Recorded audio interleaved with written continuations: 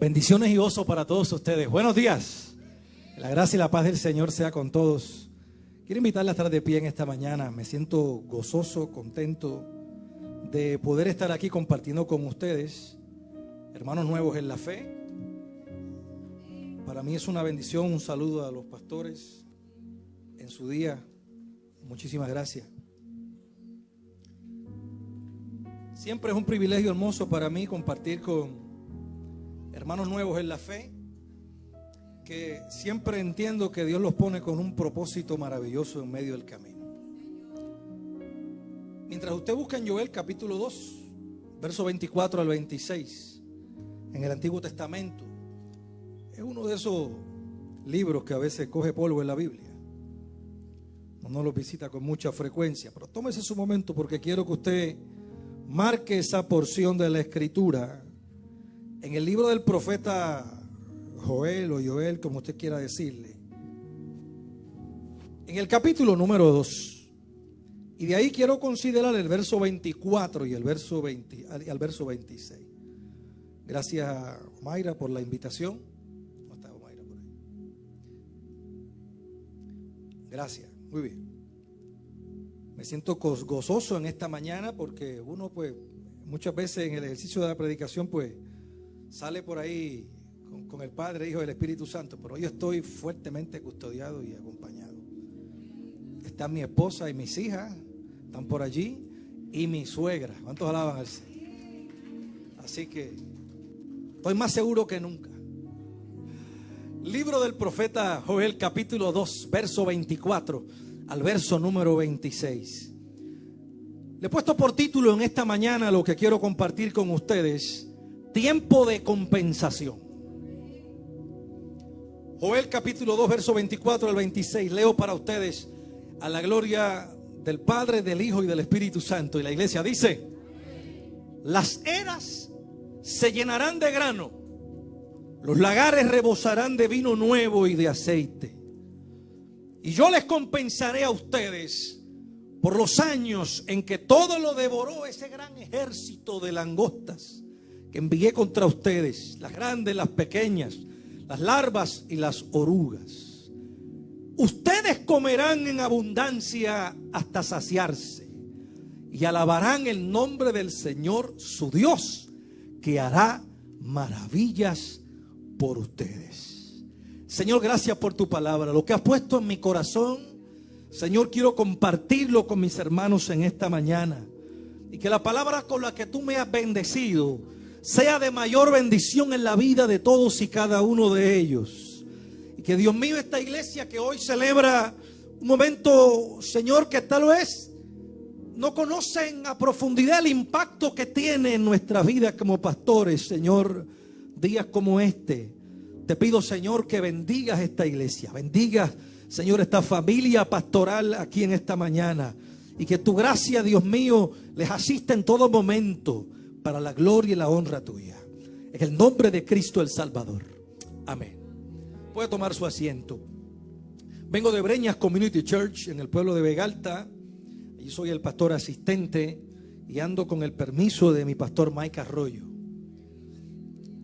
Para iniciar esta reflexión, es mi deseo trasladarme al pensamiento del apóstol Pablo acerca de lo que Pablo reconocía como la identidad de la iglesia.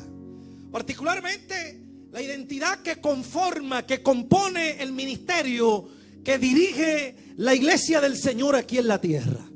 A los efesios Pablo le dijo: él mismo constituyó a unos apóstoles, a otros profetas, a otros evangelistas, a otros pastores y maestros, todo con el fin de capacitar al pueblo de Dios para la obra del servicio y que el cuerpo de Cristo pudiese ser edificado. Fíjese que el apóstol Pablo tenía ya desde aquel entonces una visión ministerial un tanto corporativa de lo que era la iglesia del Señor. Y cuando hablo de corporativo, me refiero a una organización compuesta por personas que, como miembros de ella aquí en la tierra, gobiernan la iglesia, y que en su gran medida el funcionamiento de esa iglesia depende de todos y cada uno de los que nos llamamos iglesia del Señor. Esa visión corporativa, entre comillas, del apóstol Pablo estaba bien clara cuando Pablo decía que la cabeza de ese cuerpo que llamamos iglesia es Cristo, y los miembros de ese cuerpo son el ministerio en general de la iglesia del Señor. De modo que en la mente del apóstol Pablo no estaban contempladas estas dos cosas. Número uno, Pablo nunca contemplaba que la iglesia pudiese funcionar sin la dirección de la cabeza, que es Cristo el Señor. Y tampoco podía considerar que los miembros tuviesen una total independencia, escuche bien, sino una interdependencia en la que el brazo derecho necesita del brazo izquierdo, en el que la pierna derecha necesite de la pierna izquierda, e incluso el corazón necesite de los pulmones. Oh, gloria al Señor. Quiere decir, amados hermanos, que todos los que estamos aquí en esta mañana, sin importar la edad, la condición social, económica, el color suyo, todos somos importantes en lo que conocemos como es el reino de Dios en la tierra o a través de la iglesia del Señor. Pero Pablo no limitó el corazón ministerial a ver el ministerio como único, como algo estático, ni algo que se limita al tiempo. Y escuche bien, amado, ¿por qué? Porque uno nunca va a estar siempre en la misma función ministerial. Uno no va a estar necesariamente en el ministerio por tiempo, sino por necesidad. Entiéndase, uno funge el ministerio de acuerdo al llamado, y el llamado de Dios es algo que va tomado de la mano de la necesidad que exista en la iglesia del Señor. Oh, gloria al que vive. Amados hermanos, no podemos tapar el sol con la mano y entender que cuando uno ejerce el ministerio de acuerdo a la voluntad de Dios, probablemente nos vamos a encontrar, familia pastoral, que no haya espacio para algunos de nosotros en algunos círculos, o en algunas mesas, o en algunas mentes. Y ante esa realidad, Dios prepara una mesa de trabajo con ministros que en ocasiones nos hemos sentido incomodados, aleluya, porque Dios usa la incomodidad en ocasiones para sacudir los cimientos de nuestro llamado. Alabado sea Dios. Marginados, hay ocasiones que Dios permite que uno sea marginado de ciertos grupos, de ciertas personas. Dios necesita en ocasiones, hermano, y prepara una mesa para ministros incomprendidos, porque no todos comprenden de lo que se trata realmente el reino de Dios.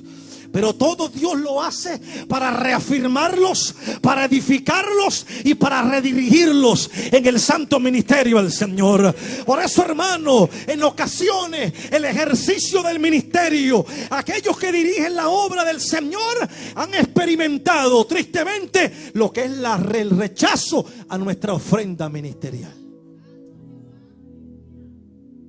¿Por qué? Porque hay gente que por más que uno quiera nunca entenderán ni apreciarán la ofrenda de esa entrega por la fe y el santo ministerio. Desde los tiempos más remotos del Génesis, en Génesis capítulo 4 del 3 al 5 dice que tiempo después Caín presentó al Señor una ofrenda del fruto de la tierra, pero su hermano Abel también presentó al Señor lo mejor de su rebaño, o sea, los primogénitos con su grasa. Y la escritura dice que el Señor miró con agrado a Abel y a su ofrenda, pero no miró con agrado la ofrenda de Caín. Eso hizo que Caín se enfureciera y andara cabizbajo. Y luego en el verso 8 dice que Caín habló con su hermano Abel, y mientras estaban en el campo, Caín atacó a su hermano y lo mató. Iglesia, hay gente que la ofrenda de esa entrega ministerial que a veces se hace les incomoda.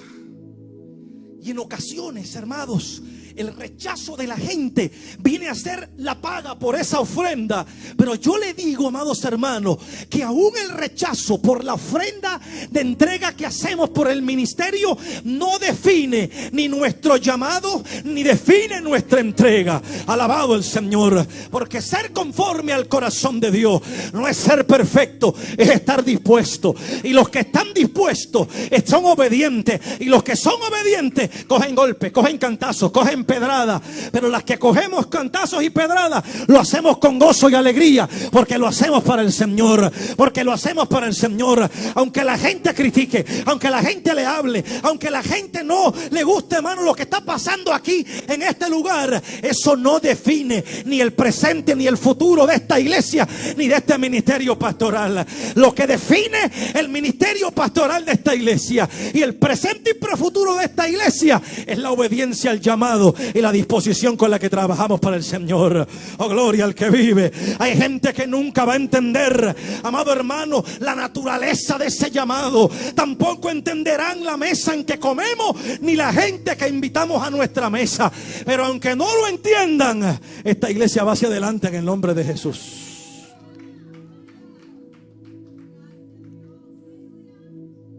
En Mateo capítulo 9, del 9 al 12, es uno de mis pasajes bíblicos preferidos.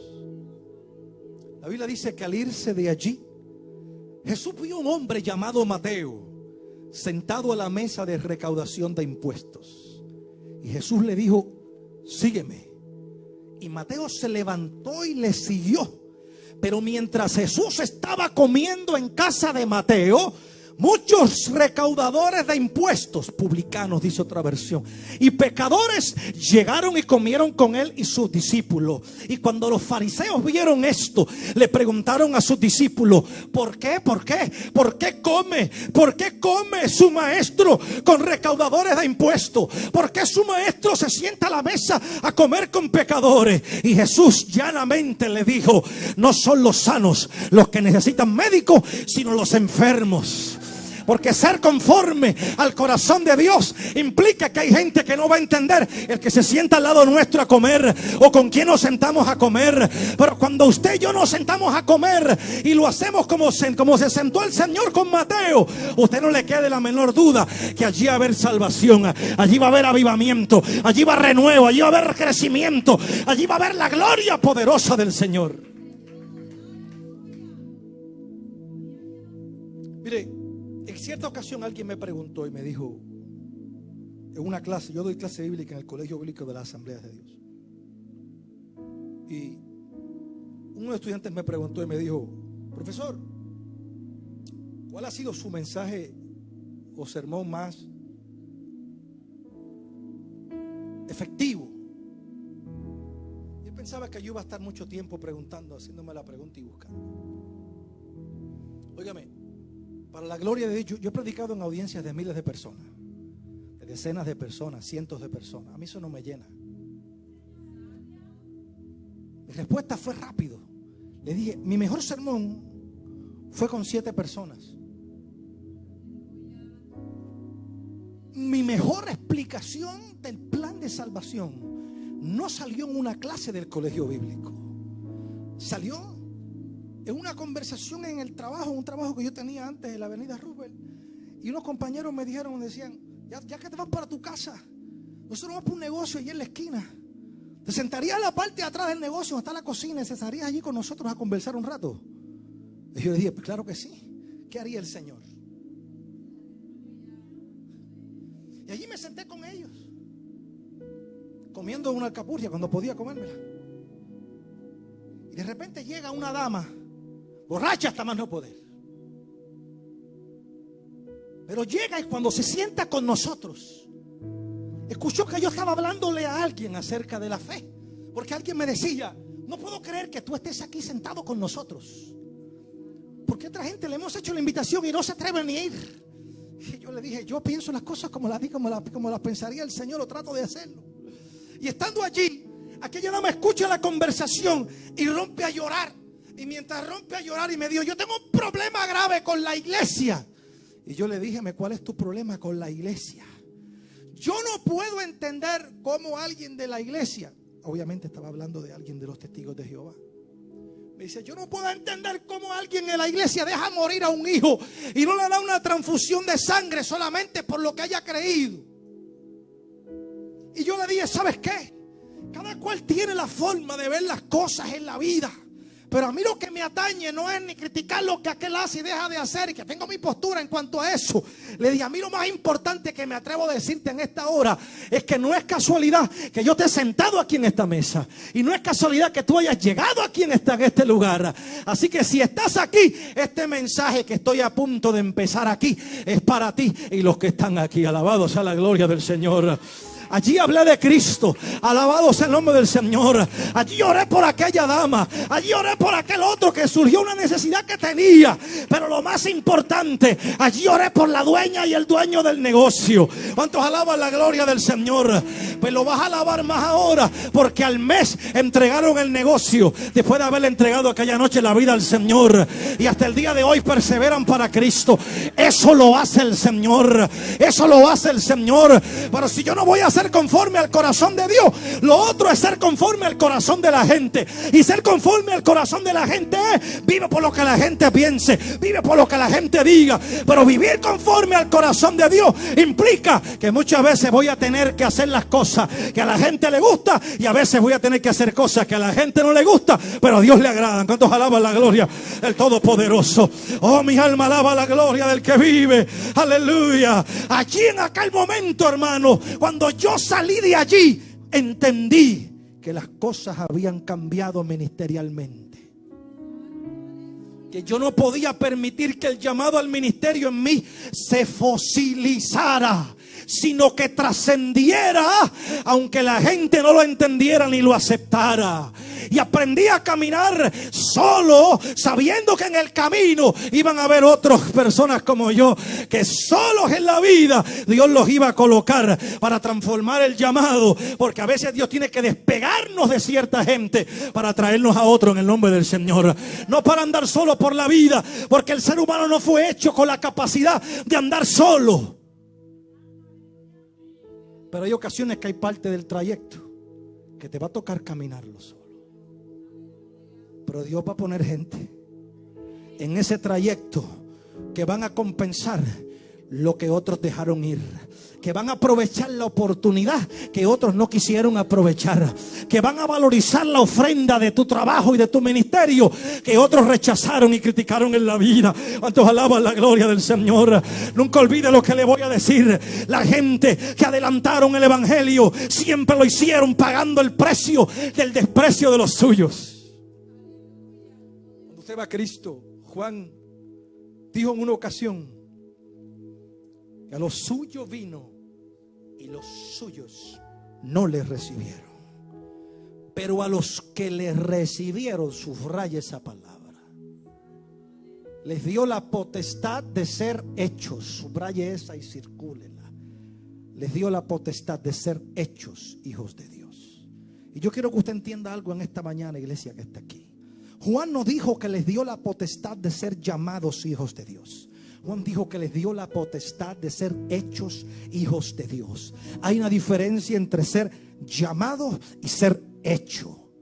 Lo que yo le implico en esta mañana cuando le digo que la palabra hechos es que ser hecho hijo de Dios implica un proceso de formación de carácter, de ser invitado a ser parte y ser convertido en un hijo de Dios. Nadie nace con un corazón conforme al de Dios. Ser conforme al corazón de Dios no es asunto de perfección, es un asunto de disposición a hacer la voluntad del Señor. Aleluya. Dios sí había llamado a David, Dios tenía un plan con David, pero cuando Dios llama a David para que llegue hasta allí, sea ungido y eventualmente llegue a la batalla, al campo de batalla en el que estaba con Goliat, ya David había acumulado un sinnúmero de experiencias en la vida, experiencias pastorales, experiencias de guerra, experiencias de combate, que cuando David diminutamente vio a aquel hombre gigante, él dijo: no es posible que este individuo ande metiéndole las cabras a la gente que está aquí. Perdóneme, se ve el lenguaje de Morovi.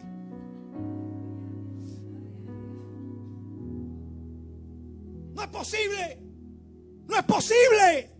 yo lo voy a enfrentar y yo lo voy a derrotar. Que tú eres un muchacho, que tú no puedes hacer eso. No, es que lo que tú no sabes es que yo he enfrentado a leones, yo he enfrentado a osos, yo he enfrentado a gente. Yo he enfrentado anteriormente el rechazo de mis hermanos. Mis hermanos están en batalla, yo estoy aquí metido aquí porque ninguno de ellos me quieren para nada en esta vida. Así que yo reconozco que por alguna razón Dios me tiró un chorrito de aceite un día con Samuel allá. El chorrito de aceite que cayó sobre mí no puede haber sido para yo mirar la batalla de lejos y ser un espectador. Lo que Dios hizo conmigo es para yo hacerlo en el nombre del Señor. Dios no únicamente me llamó, sino que cuando me llamó se encargó de formarme.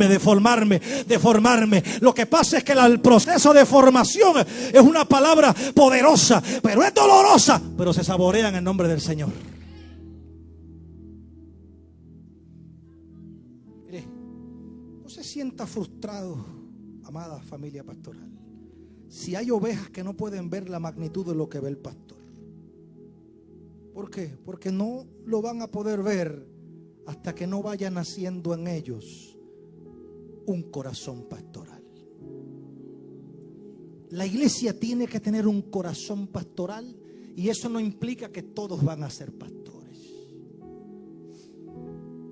La iglesia necesita tener un corazón pastoral, porque el corazón pastoral es el que me permite a mí preocuparme por la vida de mi hermano, preocuparme por el que está detrás de mí, preocuparme por el que está al frente, por el que está al lado. Es el que me permite amar a mí por sobre todas las cosas. Si usted no tiene ese corazón pastoral y no ve amor de Dios en las vidas en las que está, hermano, usted tiene que todavía lograr que Dios forme en usted. Algo Dios empezó, pero todavía no lo ha ido terminando. Alabado sea el que vive. Y cuando el ministro se encuentra en un proceso de formación, inevitablemente va a venir una prueba de carácter. Porque el carácter tiene que ver con lo que nos distingue a nosotros sobre los demás. Una persona puede decir muchas cosas sobre sí misma, pero lo único que nos delata a nosotros y nos expone frente a la gente es el carácter que ha sido formado en nosotros. La gente en un tiempo como el que vivimos, que hay un vacío de identidad en la gente está más inclinada a no creer en lo que escuchan, pero a creer en lo que ven, en el fruto que va desarrollándose en nosotros. Oh, gloria al que vive para siempre. En cierta ocasión el Señor en Mateo 21 les habló de una parábola de dos hijos, que aunque ciertamente en la interpretación correcta de ese pasaje era una parábola acerca del tema de salvación y los judíos y los gentiles, pero cuando la trasladamos a lo que significaría para nosotros en el aspecto práctico, es una parábola que nos habla del carácter de los dos hijos de un padre. La escritura dice, Jesús dice, ¿qué les parece? Había un hombre que tenía dos hijos. Se dirigió al primero y le dijo: hijo, ve a trabajar hoy en el viñedo. Verso 29 dice que le dijo: yo no quiero. Pero después le dio casco al asunto, se arrepintió y fue. Pero el padre se dirigió al otro hijo y le pidió lo mismo. Y aquel contestó de primer golpe: sí, claro, ahí voy. Pero al final no fue. Y Jesús hace una pregunta y le dice: ¿cuál de los dos terminó haciendo lo que su padre quería? Y ellos contestaron: el primero, el que primero dijo que no, pero terminó yendo diciendo que sí. Y Jesús le lanza una respuesta tan y tan poderosa, que Jesús le dice: yo les aseguro a ustedes que los publicanos y las prostitutas van delante de ustedes en el reino de Dios. ¿Y sabe lo que significa esto, hermano? Que es un asunto de carácter. Porque primero había uno con actitudes negativas. ¿Cuántos han estado negativos aquí en algún momento, hermano? Levanten la mano. ¿Cuántos han estado negativos? Negativo. No, Señor, yo no voy a hacer esto. No, para nada. I'm not going anywhere. Yo no voy para allá a hacer nada. Yo no. A mí no. Conmigo no es la cosa. Mira aquel. ¿Por qué no usas aquel? ¿Por qué no vas con aquel otro? Piensa de eso. Mire, déjeme decir algo. Usted nunca le va a ganar al Señor. Dios es un Dios soberano que siempre termina haciendo lo que le da la gana. Por más vuelta que usted le dé, por más que usted luche, por más que usted trate, usted va a terminar haciendo la voluntad del Señor. Pero Jesús le dijo: ese que estaba negativo primero, pero después dijo que sí, es como los publicanos, que son pecadores. Es como las prostitutas, que son pecadoras. Pero esos, los publicanos y los pecadores, van delante de los religiosos en la carrera hacia el reino de Dios. En otras palabras, ese hijo que dijo que no, pero terminó pensando y después terminó yendo, es el que demostró el carácter necesario para ir al frente en esta carrera en el reino de Dios. Porque el carácter del cristiano se define cuando hacemos la voluntad del Señor. ¿Cuántos quieren hacer la voluntad del Señor? Este ministerio pastoral necesita una iglesia que está dispuesta a hacer la voluntad del Señor, pase lo que pase, venga lo que venga, cueste lo que cueste, porque lo que ellos logren en ustedes va a ser el gozo y la satisfacción de ellos. ¿Sabe por qué? Porque el ministerio pastoral no paga. El que venga al ministerio pastoral pensando en dinero está liquidado. No paga, hermano. Las horas de perder sueño, contestar llamadas a las tantas de la mañana. El que trabaja secularmente, sacrificar el tiempo de la esposa y de los hijos para ir a visitar a un enfermo, o para visitar a aquel chango que decimos en Morovia. Dios mío, padre. Tratando de controlarme, hijo. Estoy en Cagua, quiero salirlo de Morovia. Pero tantas cosas, no paga, económicamente eso no paga, hermano. Pero los que somos llamados por Dios, el sacrificio de nuestra entrega ministerial es lo más que nos llena en esta vida. Porque sabemos que las necesidades nuestras están cubiertas por el Dios Todopoderoso, que fue el que nos llamó y el que nos reparte y el que nos respalda en la vida. Alabado el Señor. Esa es la satisfacción nuestra. Verlo a usted crecer en Cristo es la alegría más grande como ministro del Señor yo puedo tener en la vida. Verlo a usted a través de los años servirle al Señor es mi satisfacción más grande en esta vida. Verlo a usted perseverar en esta vida es el sacrificio, hermano, y es la alegría más grande que uno, mire, se le olvida a uno hasta las penas que tiene en la vida. Cuando uno ve después de a través de los años la gente perseverando en las buenas y en las malas, la gente perseverando y apoyando el ministerio pastoral y apoyando a los hombres y mujeres de Dios en la iglesia y apoyando el ministerio de la iglesia. Cuando esa gente, yo me quito el sombrero ante ellos. Eso a mí me impresiona. Hace un tiempo atrás recibí una llamada telefónica un domingo en la mañana. Yo tengo algunos amigos pastores que yo creo a veces pienso que tienen las claves de las cámaras de mi casa. Que me cogen en casa y me pillan cuando estoy en casa domingo la hora. Me llaman. Hace un tiempo atrás me llamó uno. Y hablando, pudimos coincidir con mi costumbre de por las mañanas, que es una taza de café. Y la salida del sol. Y este compañero me pregunta y me dice: Ama,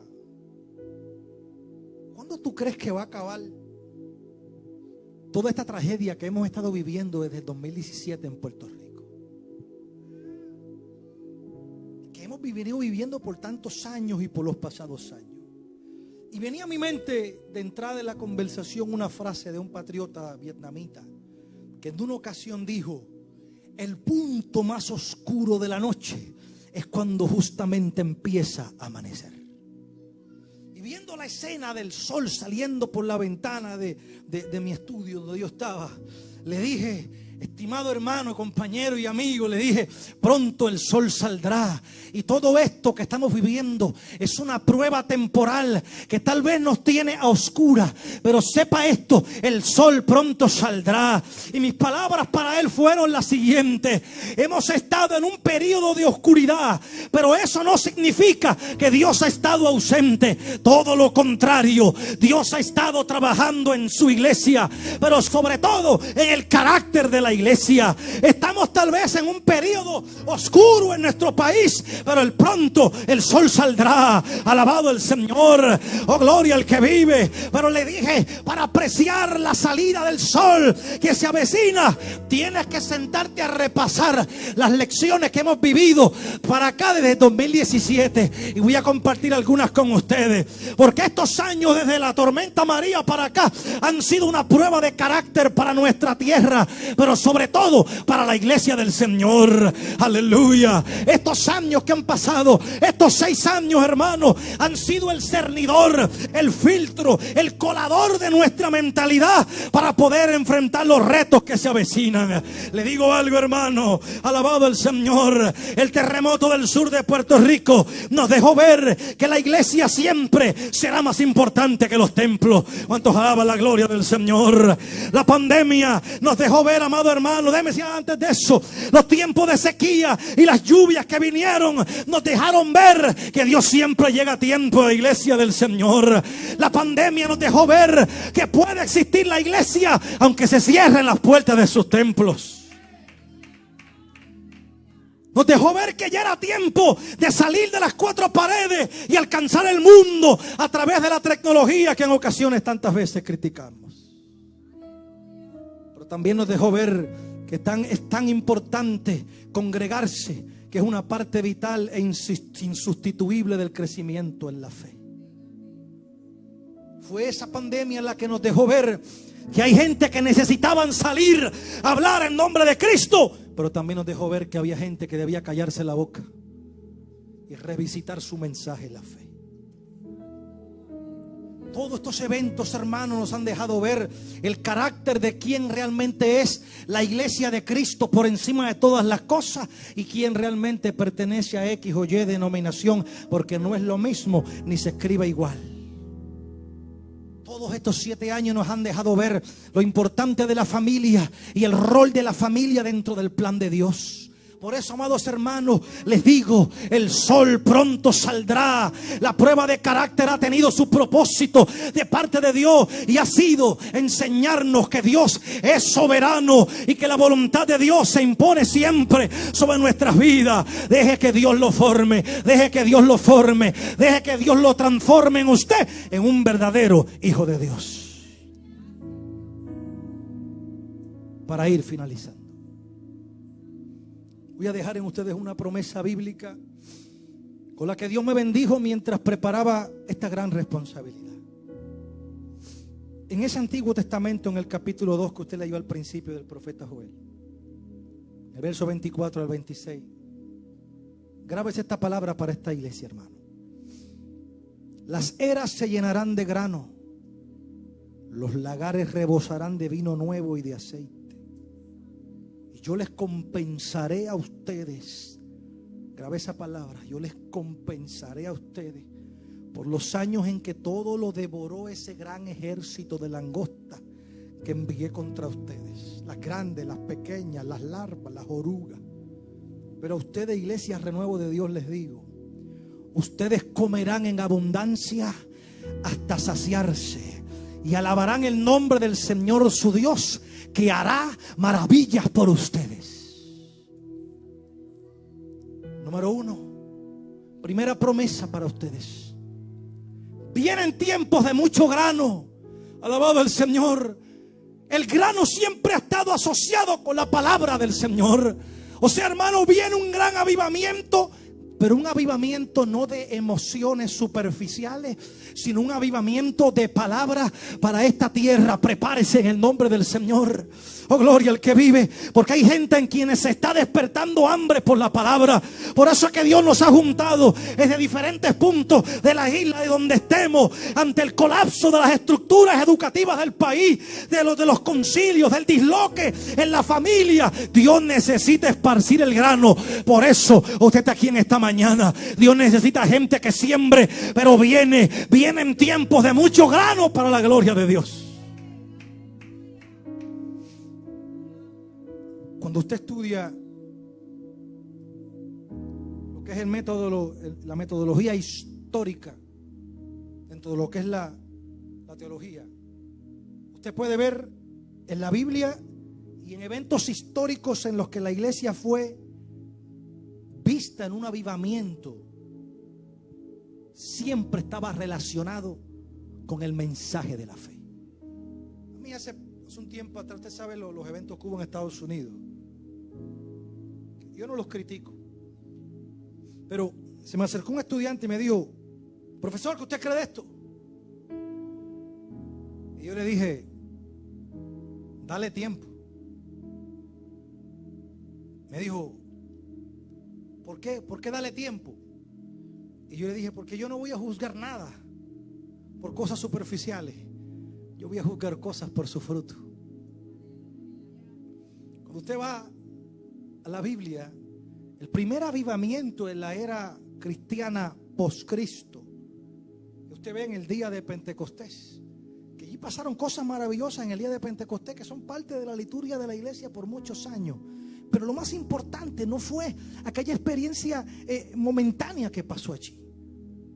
Porque cuando usted ve allí, hermano, el Pedro que estaba allí y que salió de aquel aposento alto, no daba la impresión de ser el mismo de hace unos días atrás.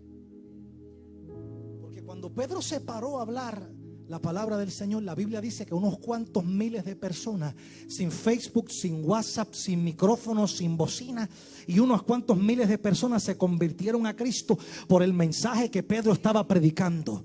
Quiere decir que el avivamiento tiene una relación estrecha con la palabra de Dios. E históricamente, cuando usted estudia la historia de la iglesia, se va a dar cuenta que siempre que había un mover de avivamiento poderoso, estaba relacionado con un regreso, un retorno a la palabra del Señor. Y ese retorno a la palabra de Dios es crear hambre en el corazón de la gente, que la gente cree hambre por la palabra.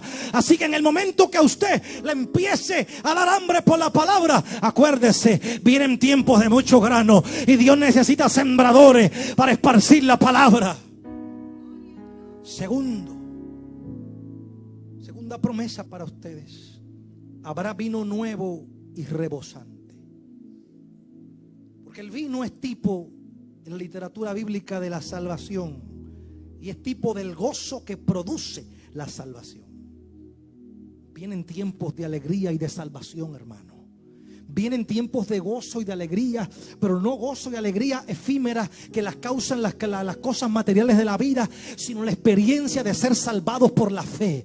Oh, gloria al que vive. Eso es lo que va a lograr impactar el corazón de la gente. Esa experiencia de gozo, esa experiencia de alegría es la que va a impactar el corazón de la gente y va a marcar a toda una generación. ¿Por qué? Porque la iglesia, hermano, tengo que decirle esto: la iglesia que tiene la salvación tiene que demostrar con el gozo de la salvación. Cuando yo tenía entre 11 y 12 años, yo pertenecía a la iglesia carismática del pueblo de Corozal. Mi papá llegaron a esa iglesia, una gran congregación, gente muy buena. Y allí había una hermana, estas hermanas que nunca paran en la iglesia, están en todos lados y siempre están ayudando y siempre están sirviendo. Y siempre tienen una sonrisa. Pero un día el papá de esta hermana murió. Nos fuimos al servicio funeral. Aquella hermana sacó su guitarra porque tenía el talento de tocar también. Hace años que no la veo, espero que esté viva todavía. Y sacó su guitarra y frente al féretro de su padre empezó a tocar y empezó a cantar. Pero a cantar con una alegría que allí los que estaban llorando empezaron a reír. Pero yo siempre he sido presentado. Siempre analizo las cosas. Y a veces meto la conversación donde no debo. Y después que se acabó el servicio, me le acerqué y le dije: hermana Yossi, hay algo que yo no entiendo. Tenía 11 o 12 años. Yo siempre he visto cuando la gente se muere, lloran. Yo no puedo entender por qué usted está riendo y está contenta y puede tener la fortaleza para sacar esa guitarra y seguir tocando ahí. Ella me dijo: porque el Señor todo lo que me ha hecho es bien en esta vida, y el morir en Cristo es ganancia. Oh, gloria.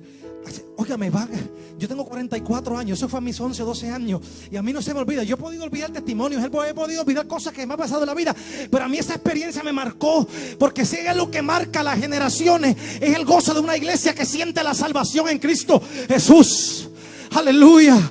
¿Sabe qué? Cuando David falló, mire, cometió adulterio, mintió, consintió en el asesinato de una persona, después que fue desenmascarado por todo lo que hacía, describe en su tristeza el Salmo 51. Y en el Salmo 51 él dice: devuélveme el gozo de la salvación. A mí me habían enseñado hasta aquel entonces que uno perdía simplemente la salvación si uno cometía alguna falta, por más simple que fuera. Pero bíblicamente lo que aprendí es que Dios está dentro de uno, y el Espíritu Santo es la garantía de que lo que Dios empezó en nosotros, Dios no lo va a soltar por cualquier error que tú cometas en esta vida. No. Dios no ha dejado de pelear por usted, hermano, porque Dios sabe que aquí todos estamos en un crecimiento. Unos van a 1.5, unos van a 2, otros a 3, otros a 7, otros van a las millas, otros van rápido. No, Dios sabe cómo bregar con la iglesia, porque esta iglesia es del Señor. Alabado aquel que vive. Pero yo lo que puedo ver es que David no le pidió al Señor que le devolviera la salvación. Es que David, después de todos los pecados que había sido, que se había, perdone cómo lo voy a decir, hermano, había osado en todo el bache del pecado de la vida. Y David lo que le dijo al Señor fue, en otras palabras, lo voy a parafrasear para ustedes: yo no he perdido la salvación, lo que he perdido es el gozo que se supone que acompaña la salvación. Por eso le dijo, devuélveme el gozo de la salvación. En otras palabras, yo sé que tú no has abandonado lo que comenzaste en mi vida, pero yo no lo siento. No siento la alegría. Devuélvemela. Alma mía, alaba la gloria del Señor. Habrá vino nuevo rebosante. Viene vino nuevo y rebosante. Vienen tiempos de alegría, porque ese tiempo de alegría es el que le va a demostrar a la gente que lo que Dios empezó en ti y lo que Dios empezó en ellos, Dios no lo va a dejar abandonado hasta que lo termine, a la gloria del Señor. Levanta tu mano con alegría y con gozo. Esa alegría y ese gozo es el que va a impactar a toda esta generación que van a ser parte de renuevo nuevo para la gloria de Dios. Dios nos ha convocado para despertar el gozo de la salvación en una generación que solo ha visto un evangelio vacío y secularizado. Por eso estamos aquí, para demostrarle a la gente de lo que Dios es capaz de hacer, de lo que Dios es capaz de hacer. Tercero, viene tiempo de aceite, y el aceite es tipo de la presencia poderosa, pero sobre todo la presencia sanadora de Dios, que refuerza su presencia en nosotros para traer sanidad en medio de una sociedad enferma y corrupta, pero que Dios las ama con toda la fuerza de su corazón. Número 4, viene en tiempo de compensación. Mire, Dios le dijo, yo los voy a compensar a ustedes por todo lo que se perdió en aquel momento, en aquellos años. Y yo sé que ciertamente nuestro país lleva años siendo devorado por todas las circunstancias que hemos vivido, y la realidad es que como país hemos perdido mucho. Pero le digo una verdad que solamente se conoce en Cristo, y la verdad en Cristo es que se gana perdiendo, porque esa es la matemática y el cálculo bíblico. ¿A dónde quiero ir, hermano? Se avecina un tiempo de compensación para ustedes.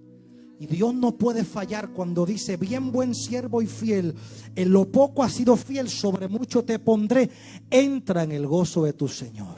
Y yo le voy a dar tal vez una pequeña aplicación que muy probablemente se salga de lo común.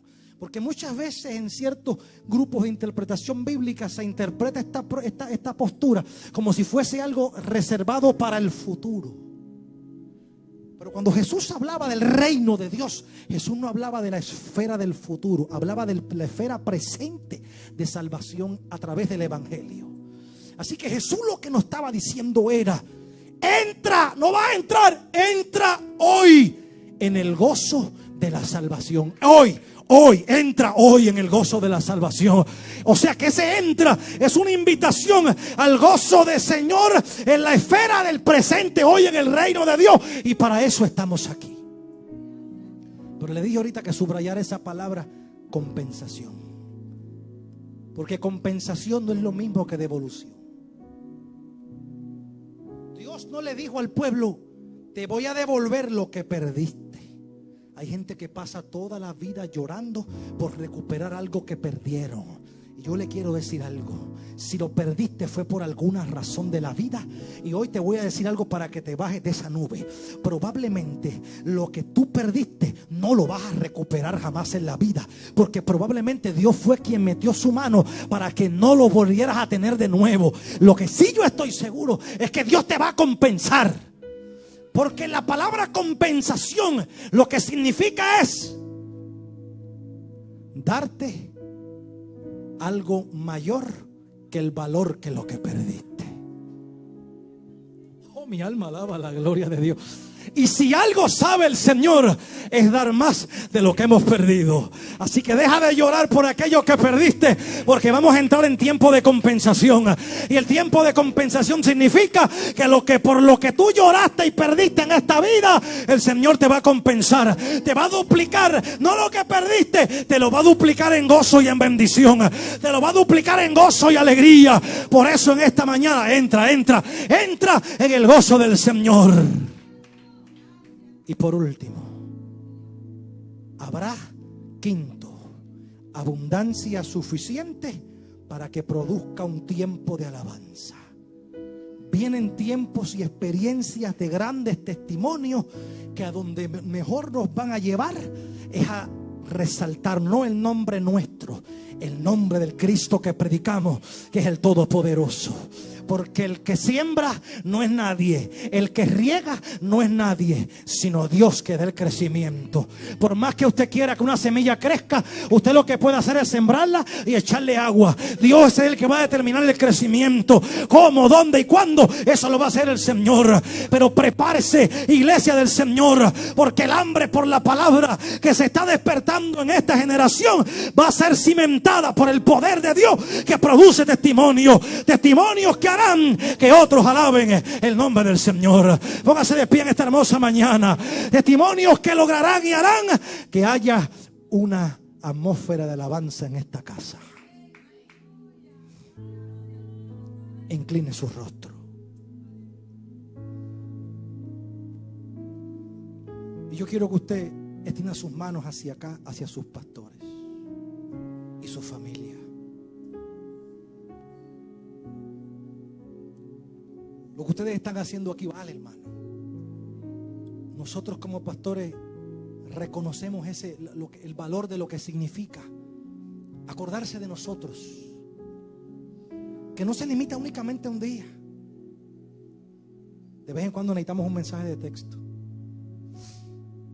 De vez en cuando necesitamos una visita, una llamada, una invitación a comer. Cosas, hermano. Pero yo estoy seguro que ellos en el premio que están pendientes es lo que Dios les ha prometido. Y en esa promesa que Dios le ha hecho, nosotros como iglesia somos parte importante para que lo que Dios comenzó aquí y Dios comenzó en ellos se cumpla al pie de la letra para la gloria de Dios. Porque si Dios permanece siendo fiel, aun cuando nosotros fuésemos infieles, imagínense cuánto más va a ser fiel Dios si nosotros somos fieles al Señor. Extienda sus manos hacia ellos. Padre de la gloria, Señor, en el nombre de Cristo, yo te doy gracias, Padre, por haberme permitido compartir en esta mañana, Señor, en este lugar, con esta hermosa familia pastoral y esta iglesia. Gracias, Señor, porque en ti somos un cuerpo, somos el cuerpo de Cristo. Y he dejado, Señor, lo que has colocado en mi corazón, lo he dejado, Señor, para con ellos. Y yo sé, Dios mío, que lo que tú has hablado, Señor, lo cumplirás, porque tú eres fiel, Señor. Y lo que tú has comenzado en este lugar, tú lo vas a terminar, Señor, y lo vas a culminar y lo vas a completar y lo vas a formar, porque esta iglesia es tuya. Porque ellos, Señor, al igual que yo, que otros pastores, somos propiedad tuya, Señor. Y al ser reconocidos como conforme al corazón de Dios, significa que estamos en la línea tuya, Señor, para que tú cumplas tu propósito en nosotros. Te pido, Señor, que les bendigas, que suplas todas sus necesidades, que pongas en ellos, Señor, cada día más amor, más unidad, y que nunca falte, Señor, la gracia y el poder de tu Santo Espíritu en ellos.